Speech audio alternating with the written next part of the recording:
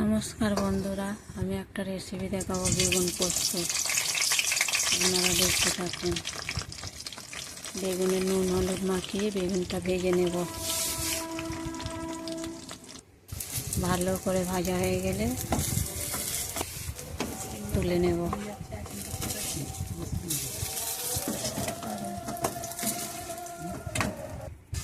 এরপরে ফোড়ন দেব, গোটা জিরে, কাঁচা লঙ্কা, তেজপাতা।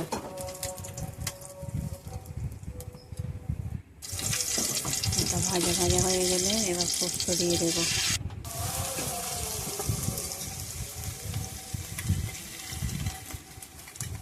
পোস্তটা একটু ভালো করে নাড়াচাড়া করে নিয়ে জল দিয়ে দেব। বেগুন দিয়ে দিলাম।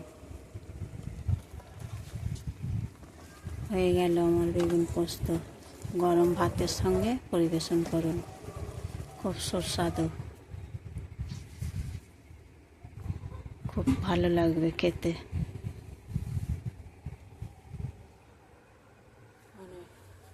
এই বাটির